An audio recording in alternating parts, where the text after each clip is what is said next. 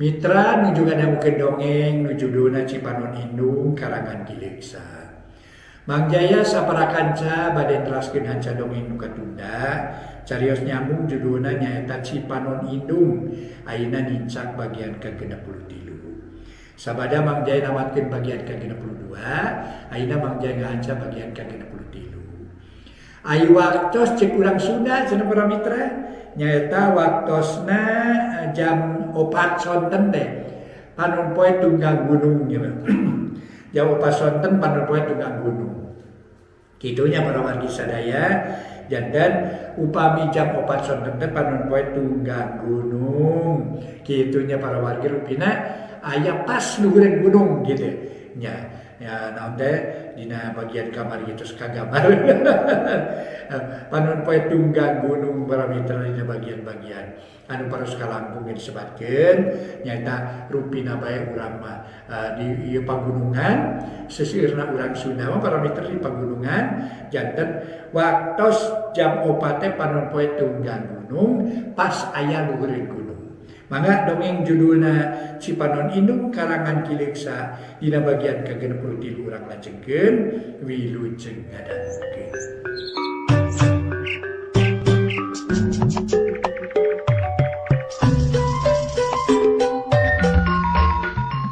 Para mitra kaum dangu, wilujeng tepang dangu deui sareng acara matuh dongeng enteng. Mang Jaya saparakanca bade neraskeun hanca dongeng nu katunda carios nyambung judulna Cipanon Indung karya Kileksa. Ayeuna nincak bagian ka-63. Kumaha terasna ieu dongeng para wargi? Mangga urang sami-sami bandungan bae, etang-etang hiburan pang beberahmana. Para mitra kaum dangu, sanggeus amitan mah mimin ninggalkeun Yanto jeung Padaeng katut wirja celakana sedan biur ngajugjug ka imahna tiluak teliuk sabab teu boga pikiran naon-naon malah mah hatena ngemplong sabab sabagian tina hutangna geus kacumponan atuh nyemprung dina sedan henteu honcewang kocapkeun Suganda manehna nyatet sagala rupa nu geus katempo malah mah ngaranjalan jeung nomor imah nu didatangan ku mimin aya dina catetanana. Kitu di waktu nu tepat dicatet asup jeung bijilna mimin ti imah Yanto jeung Padaeng ku Suganda dicatet kalayan api. Wah, kari ngajelaskeun we naon sababna si mimin los-los kadinya. Aing geus moal beunang dibobodo, tangtu si mimin hianat. Manehna geus kumawani ngajualan surat-surat penting nu aing.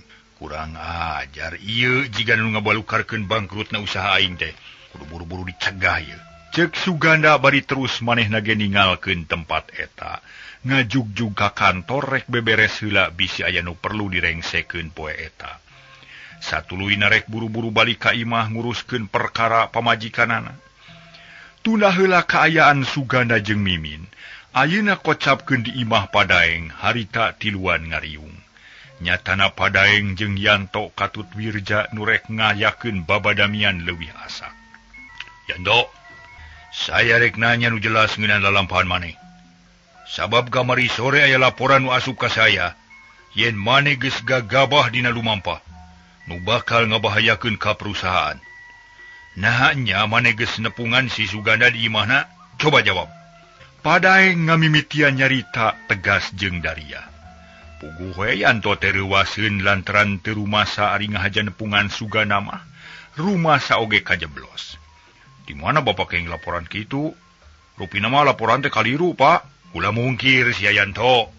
Saya teh lain budak leutik euy. Sarta lain kakara ngajalankeun kieu teh. Tangtuna oge saya teh boga mata rangkepan. Moal ngandelkeun nu aya dina sirah wae deuleu. Hartina mah saya boga mata-mata nu ngahaja dipasang pikeun nalingakeun gerak-gerik maneh. Taina geus aya laporan nu asup yen maneh geus nepungan si Suganda. Coba jawab. Nya atawa henteu? Padaeng keukeuh nanya, paroman jadi kereng pikasieun. Kieu nu salaras nama padina hiji waktos abdi teh janji sareng mimin. Yen bade tepang di bumina kirang langkung jam 10 siang. Biasa waktos-waktos eta Suganda teu aya di bumi, da ngantor. Nanging poe eta abdi sial, datang ka imah mimin teh ditarima ku Suganda. Sabab manehna keur diuk ditepas, ari mimin teu aya di bumina. Duka ka mana, Pak? Da teu kantos tepang jeung abdi ge. Cek Yanto sabisa-bisa ngabela diri. Balagug sia. Alasan teu asup di aka deuleu. Nah maneh teh jiga nu kakara we atuh. Apan dihareup ka tempo meureun aya mobil si Sugana nu diparkir di buruan. Eta teh hiji tanah ye nu bogana aya. Tapi naha sia maneh make asup? Nah teu dipikir heula. Yanto ngahulang. Salah sahiji kasalahan manehna geus kanyahoan ku Padaeng. Nu memang bener pisan kitu harita Yanto teu malire kana mobil Sugana nu aya di buruan. Kawas nu teu nempo bae sabab disangkana mah sedan mimin anu kakara meunang meuli tea padahal kelirna beda. Montong ngahulang sia Yanto, maneh kudu ngarengsekeun perkara ieu, tapi kabeak masalahna. Sabab mun diantep bisa ngabahayakeun euy. Sadaya-daya abdi mah rumaos lepat, Pak, temal Yanto. Lain kudu sadaya-daya rumaos lepat sia, tapi maneh kudu tanggung jawab kumaha carana nyegah sangkan teu aya akibat pikeun saya. Coba pikir, bisa diakalan atau henteu? Diakalan kumaha Pak abdi mah teu ngartos? Yanto kerung.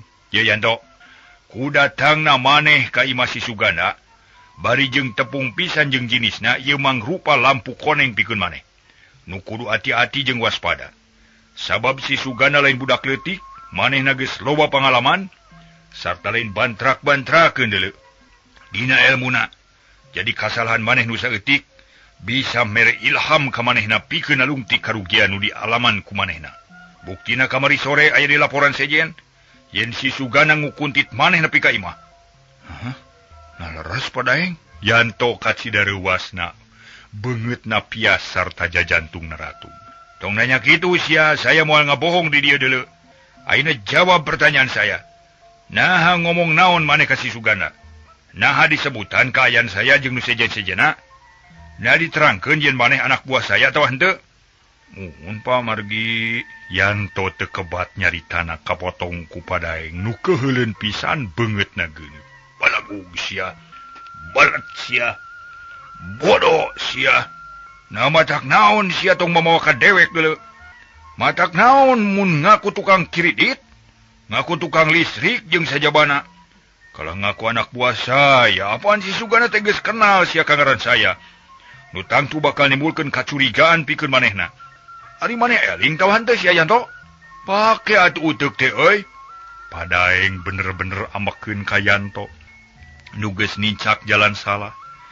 Salah nu teu sabaraha tapi dipikasieun pisan ku Padaeng mah, maklum nu jahat mah sok loba karisi. Maos lepat pananging da teu dihaja Pak. Yanto alum manehna geus teu bisa ngabela diri. Sabab panon Padaeng memang seukeut loba kapercayaanana nu teu kanyahoan ku Yanto. Tah, dumasarkan hal ieu maneh dipenta supaya datang ka kantor jam 3 sore. Ku saya ditunggu di ditu. Cik ayeuna geura balik. Saya rek aya urusan jeung Wirja di hotel. Padaeng mungkas babadamian teu mere deui kasempetan ka Yanto pikeun ngabela dirina. Atuh teu minge deui Yanto teh para mitra, sok sanajan hatena mah teu narima kana putusan Padaeng. Manehna teu baha tuluy amitan leos balik ka imahna. Bari mawa hate nu kuciwa lantaran teu pupuguh bet meunang bebendon ti dunungan. Padahal mah kasalahanana can jelas jeung teu ngayakinkeun. Tapi Yanto teu loba omong ngarumasakeun jadi jelema nu diatur ku batur. Sagala rupana aya dina dampaleungeun Padaeng. Jeung deui Yanto mah lain karyawan tetep di perusahaan Padaeng. Ngan sakadar dipake mun diperlukeun, teu aya gawe mah tara disamat-samat acan, nu matak aya kajadian kitu teh teu bisa naon-naon sabab kawasa aya di Padaeng. Para mitra kaum dangu, sanggeus Yanto balik, Padaeng jeung Wirja arinit.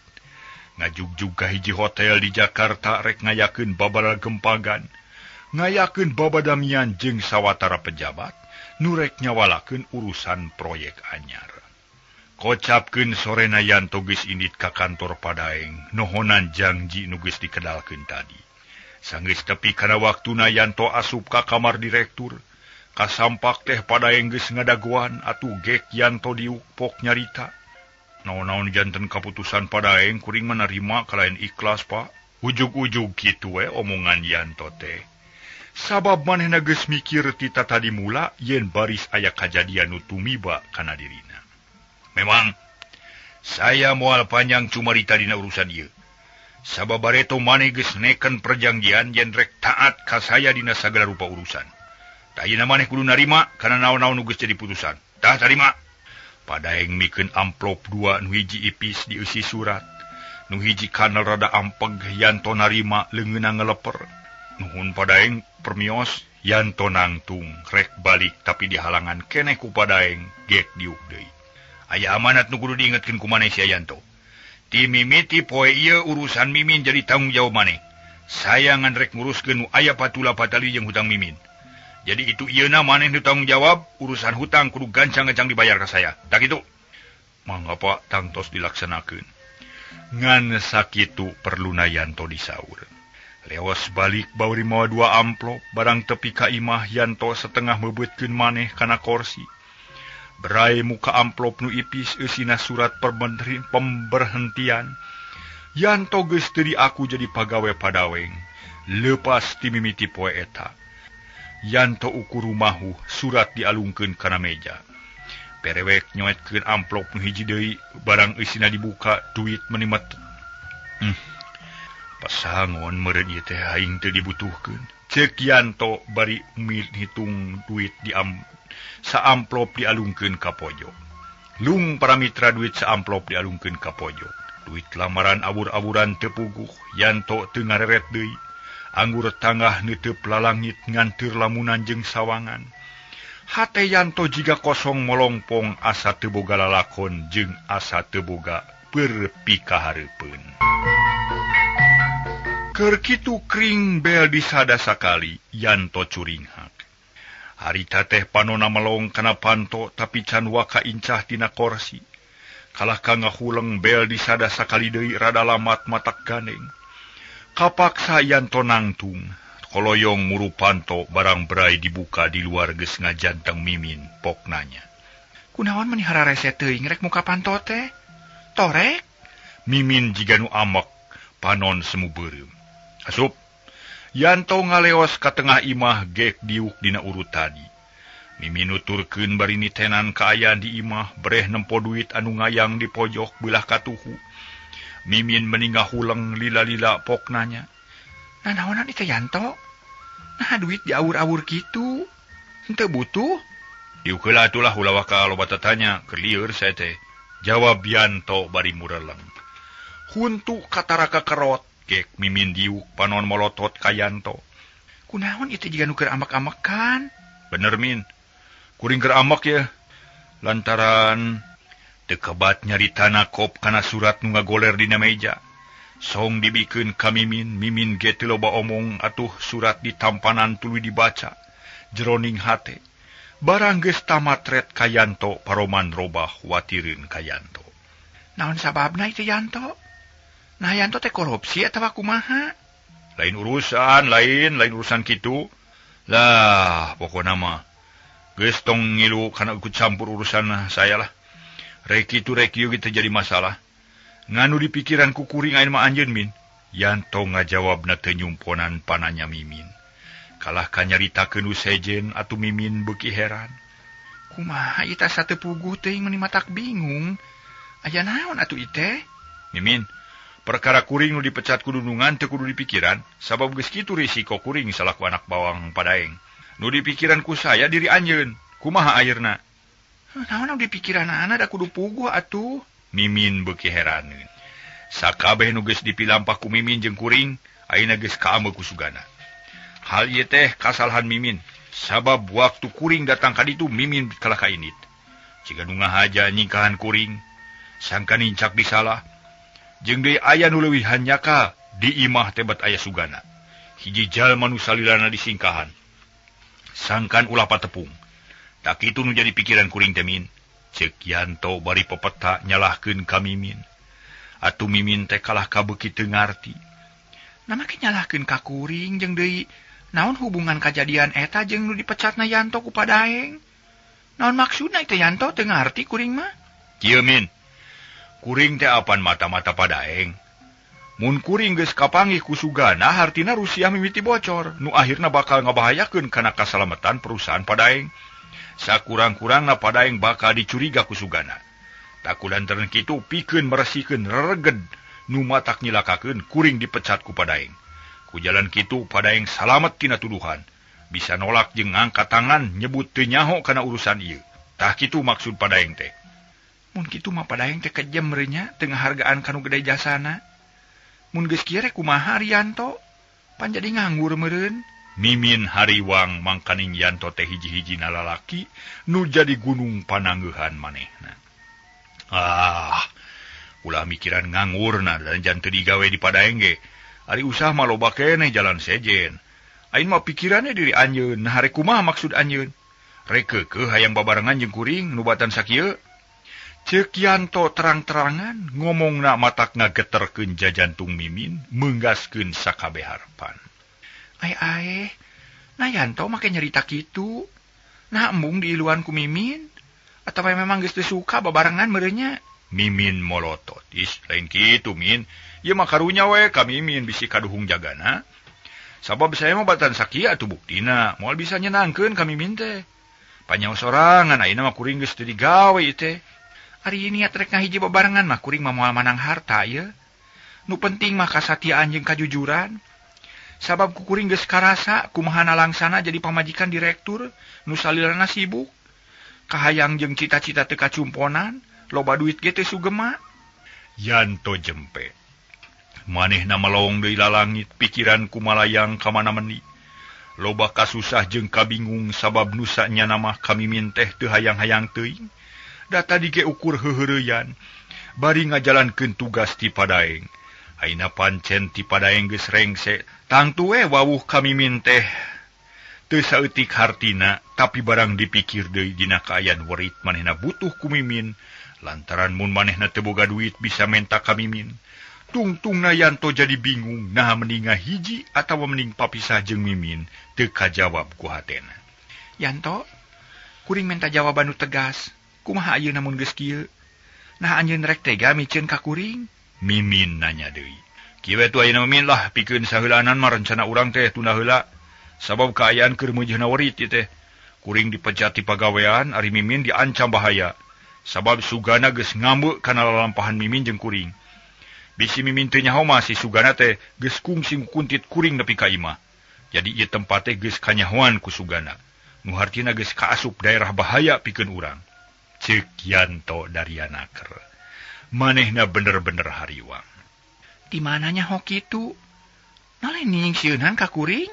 Lain nyingsieunan tapi kanyataan.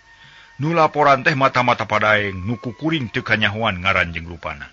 Mimin ayeuna malik ngahulang. Manehna inget kana omongan sugana nu naleng teh ngeunaan sedan teh. Ayeuna ku Mimin kapikir tangtu sugana geus ngambeu kana lalampahan Mimin anu hianat. Ayeuna kumaha niat Mimin?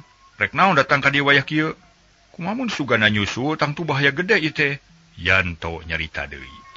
Yanto, tadi nama pangna kuring ka dieu teh rek nanyakeun perkara surat-surat nu tadi dibikeun ka Padaeng. Nah kumaha putusanana? Sabab kuring jadi hariwang bisi matak jadi mamala. Mimin pias bakat kureuwas. Hatena hariwang bisi kanyahoan ku salakina. Geus eueuh hartina. Sabab geus asup kana leungeun Padaeng mah. Berarti geus hese diurusna. Ayeuna mah karinunguan hasilna we, nah kumaha putusan Padaeng? Bingung kumaha atunya. Ayeuna mah kieu we Min lah, bisi aya sugana ka dieu leuwih hade buru-buru balik we lah. Sakurang-kurangna kudu indit di tempat bahaya ieu teh. Bener kuring moal lila mun kitu mah nya, tapi ai itu kumaha eta teh nya? Mimin nunjuk kana duit nu ngayang di pojok. Sabab najan riweuh sakumaha riweuh ge, ai kana duit mah tetep inget jeung hejo Mimin teh para mitra. Da mah urusan kuring jeung deda duit kuring. Mimin teu perlu nyaho juga geura balik atuh. Yanto jiga nu ngusir, teu pati teteg kasemahna. Teu pati teteg kasemahan ku Mimin teh manehanana loba hariwang. Atuh geus puguh kitu mah para mitra Mimin teu ngomong deui. Leos balik bawa mikiran anu mawa hapunten para mitra. Bari mawa pikiran anu kusut, hate nu honcewang loba kapaur. Sedengkeun Yanto teu wani kaluar ti imah, cicing bae bari ngalamun. Gancangna carita Mimin geus tepi ka imahna. Reg sedan eureun diburuan. Mimin asup ka tepas menilimpe. Suku asa leuleus geek diuk dina kursi nu aya di tepas. Sedeng lelemutan mah di imah Yanto keneh sabab urusan tadi jadi gangguan kana pipikiranana. Keur ngahulang kitu reg aya sedan eureun diburuan horeng Suganda nu kakara datang. Ciga nu nyawe tas ngantor padahal matas ngukuntit pamajikanana. Nu luas leos teu puguh. Sup Suganda ka imah sanggeus nunda tas dina meja gek diuk nyang hareup ka Mimin. Min, akang rek nanya. Mimin kudu ngajawab nu sajujur-jujurna pikeun kalancaran sararea. Sabab ayeuna mah geus moal bisa disumput salinungkeun deui. Ari Mimin geus sabaraha kali ngajualan Rusia perusahaan akang ka Padaeng. Geus meunang sabaraha juta hasil ngajualan angka. Ujug-ujug nanya kitu we Suganda teh. Lantaran manehna geus meunang kapastian yen bocorna Rusia perusahaan teh ku lampah Mimin. Atuh puguh para mitra sadaya Mimin meuni molotot bari kekerot. Najan nya ge ari ngadenge kitu mah teu burung amek. Tapi jajantung ratug bakat kusieun sabab hate mah nganyakeun kana kalakuanana. Harita para mitra sadaya Mimin tuluy nyarita. Naon ari Kang Sugana? Sok ka mana wae nyarios teh? Saha nu ngajalan Rusia kantor ka Padaeng? Ulah gagabah pemita ieu bukti mah ieu pitenah ngaranna. Jalma nu mitenah leuwih jahat batan maehan. Pinter. Akang ge nyaho yen pitenah leuwih jahat. Tapi Mimin sorangan kudu sadar kana diri pribadi. Nu geus jadi pengkhianat. Pantes usaha akang teu deuk maju. Lantaran unggal tender eleh jeung eleh bae. Akibat dihianatan kudu jadi pamajikan. Akang ngarasa dosa sabab geus nuding ka pagawe kantor nu dipercaya ku akang. Tapi ayeuna kanyahoan nu hianat lain pagawe tapi pamajikan sorangan. Sugana kekerot amarah beuki namahan. Tapi sabisa-bisa ditahan sangkan teu jadi kaributan nu leuwih ti kitu. Mana buktina? Mimin jiga nu nangtang ari hate lelenyapan. Peuting tadi sabada akang rengse migawe pagawean, Mimin hudang sarta ngotekta kana tas, tuluy nyatetkeun angka-angka dina kertas nu geus disayagikeun ku Mimin. Isukna Mimin init nepungan si Yanto, tuluy ka imah Padaeng. Bieu Mimin kakara balik tas ti imah Yanto. Ta eta kabeh mangrupa hiji bukti yen Mimin geus hianat ka akang. Tadi tas ngajua Rusia akang ka Padaeng. Malah akang geus nyaho eta sedan lain meunang meuli, lain meunang hiridit tapi pamere ti Padaeng. Minangka imbalan pikeun Mimin. Nu geus gede jasa ngabantu Padaeng pikeun ngamajukeun usahana, bari ngancurkeun usaha akang. Ceuk Suganda bari pepeta. Ngajelaskeun pamanggihna malah mah teu cukup ku sakitu, tuluy nyoroscos nerangkeun naon-naon nu geus kapanggih ku Suganda. Kabeh ngaberatkeun ka Mimin. Sajongjongan mah Mimin ngahuleng rarasaan asa dina pangimpian. Teu pati percaya kana eta kanyataan, sabab asa mustahil mun salakina kudu nyaho kana lalampahan manehanana.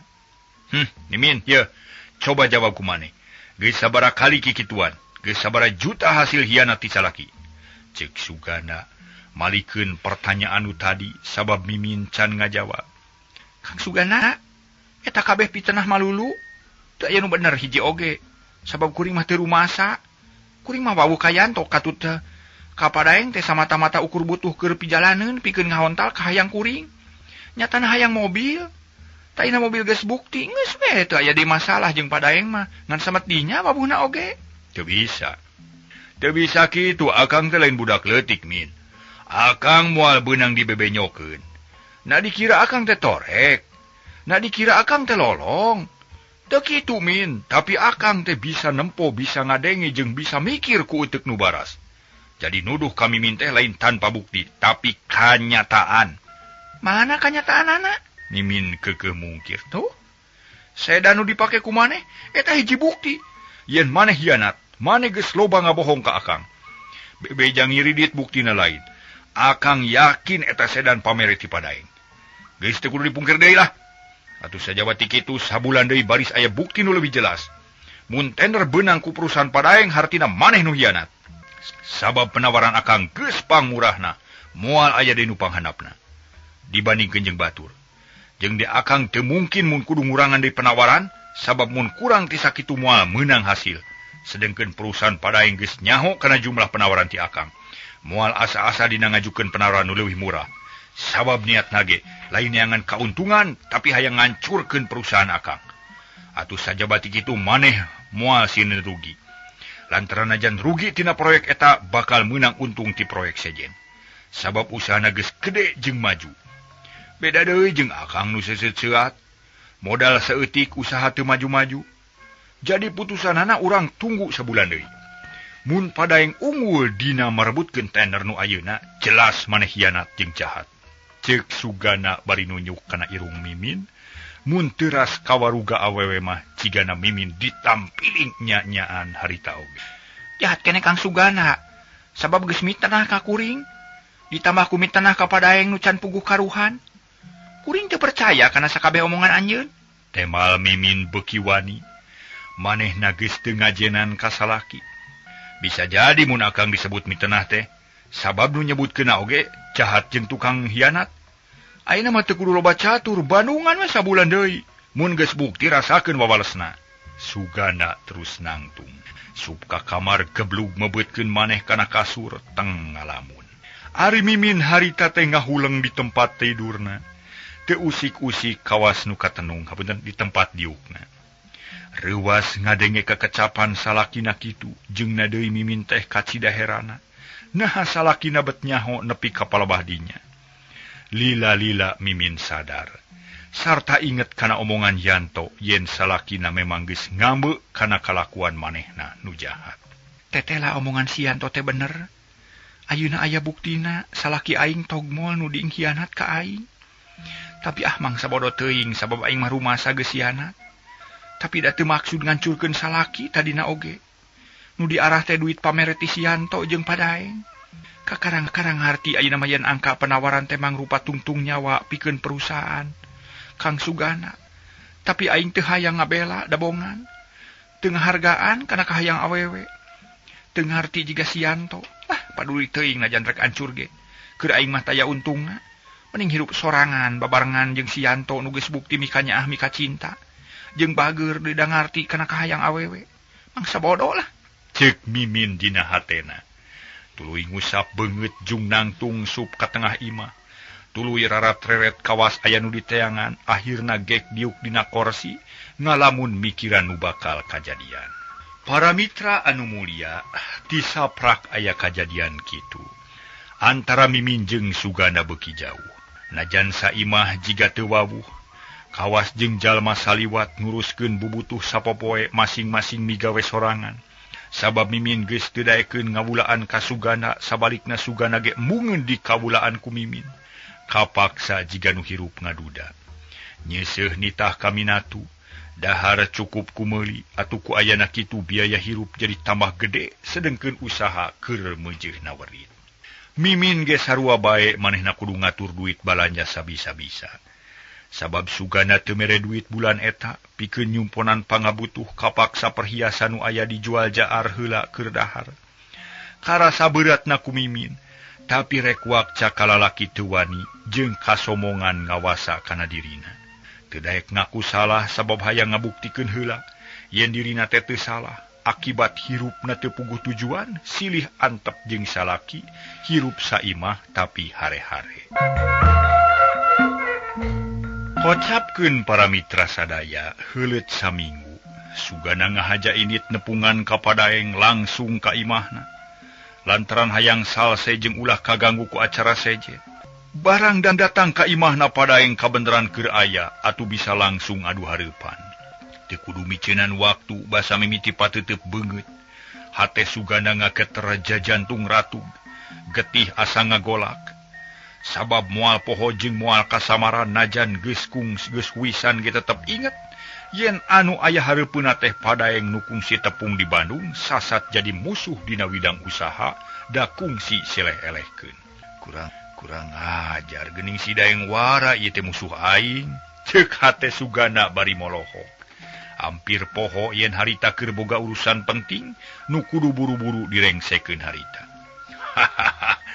Selamat datang Sugana. Inget keneh ka kuring geuning. Padaeng satengah ngagebah kanu keur bengong. Ngomong bari ngajak sasalaman. Gep ku Sugana di tampanan karasa aya nu nyerelek kana jajantung. Tang tu. Kuring inget keneh ka anjeun daeng. Teu sangka euy bakal patepung di tempat ieu. Sugana hatena teu puguh rasa. Memang kitu hirup mah. Teu bisa direncanakeun ku manusia sabab aya nu ngaturna euy. Tapi teu kudu mikiran masalah eta. Ayeuna mah langsung kana pasuanan pokok aya naon pangna datang ka kuring euy. Pok geura caritakeun sabab kuring geus sadia pikeun dari mana. Ceuk Padaeng teu sabarna keur.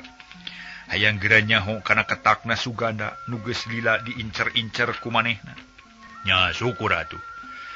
Memang kitu maksud kuring oge. Hayang tereh rengse segala rupana masalah. Aipangna kuring datang ka dieu rek nanyakeun ngeunaan si Yanto jeung Mimin. Geus sabaraha kali maranehna ngajual Rusia perusahaan kuring. Dibeli sabaraha ku anjeun daeng? Hah? Rusia? Ah, Rusia naon asa teu kaharti teuing? Padaeng api-api teu nyaho. Jeung teu ngarti panonna moloho ka Suganda. Ulah pura-pura daeng lantaran kuring geus nalungti kalayan apik. Geus mapai lacak salila-lila. Sabab geus tahun-tahun usaha kuring teu daek maju. Sabab dihianatan ku pamajikan nu terus-terusan ngabocorkeun Rusia perusahaan. Sanggeus ditalungtik nu leuwih apik akhirna kanyahoan yen nu hianata si Mimin pamajikan kuring. Ngajualanana ka si Yanto diteruskeun ka anjeun. Tah kitu nu jadi masalahna. Urusan naon da kuring mah teu rumasa sok meulian. Memang ka awewe nu ngaran Mimin nyaho sabab geus 4 kali ka dieu. Tapi lain urusan gitu patut, aya ge urusan ngirit mobil. Sedang si Yanto mah memang pernah jadi pagawe kuring di dieu. Padaeng bisa pisan nyaritana. Mulat melit letah pikeun nutupan laku jahatna. Daeng, ulah api-api da kuring geus nyaho, ka mana si Yanto ayeuna? Manehna kudu tanggung jawab kana perbuatanna, kitu deui anjeun. Sugana geus mimiti bijil amarahna. Siasat nu geus diatur ti imah keneh buyar lantaran kaburu kalimpudan ku amarah. Ke heula. Kuring can ngarti euy. Kana masalahna, sok atuh jelaskeun euy. Naon anu ditalungti ku maneh teh gana? Kieu daeng. Unggal-unggal ngajukeun penawaran pikeun meunangkeun proyek, kuring sok eleh bae. Sarta nu meunang anjeun we. Tadina mah kuring teh heran jeung teu ngarti kana sababna. Tapi sanggeus kapanggih nu jadi sababna, geus kapanggih mata holangna, ayeuna kuring ngarti. Yen Rusia kuring dina urusan tender bocor ku pamajikan, sarta dijual ka anjeun. Taina kuring rek menta tanggung jawab ti anjeun. Jeung si Yanto, pagawe anjeun. Oh, gitu. Kaharti itu ayeuna mah. Kaharti. Tapi hanya kal kuring moal bisa ngabantu gana. Sabab urang duaan sanasib euy. Padaeng kalah ngajak sasalaman paroman marahmai. Teu nemongkeun amarah puguh we Suganda jadi bingung. Teu ngarti kana pamolahna Padaeng. Atuh teu daek narima kana pangajakna sasalaman, pok nanya. Naon hartina ieu daeng? Kuring lain budak leutik Kuring nyaho. Sugana lain budak leutik. Tapi pengusaha besar nu kungsi ngelehkeun kuring waktu di Bandung. Ayeuna ge lain pengusaha jore-jore sabab boga harapan kana maju. Lantaran geus ahli jeung loba pangalaman. Tah kulantaran kitu pikeun ngarengsekeun masalah ieu. Teu kudu bari jeung amak ngadu amarah. Urang badami nu lantip, sok sing tenang sangkan beres kalayan hade. Padaeng teu weleh leuleuy. Teu nemongkeun keheulna Sugana beuki bingung. Anjeun nyebutkeun sanasib naon hartina ieu teh? Ceuk Sugana. Kieu Sugana. Nu cilaka kaleungitan angka teh lain maneh wae. Tapi kuring sorangan ngalaman kitu sarta lain sakali 2 kali, aya 7 kali. Tender kuring eleh bari jeung teu mata kaharti. Memang mun bareng jeung maneh mah kuring teh sok kaparengan meunang. Sabab maneh nyaho sorangan yen perusahaan kuring lain hiji, tapi loba cabangna. Tapi maneh kudu nyaho usaha sejen milik kuring hancur akibat kalakuan si Yanto. Sanggeus ditalungtik nu leuwih api kanyahoan kasakitna. Taya deui lian ti si Yanto nu jadi bibit berbitna.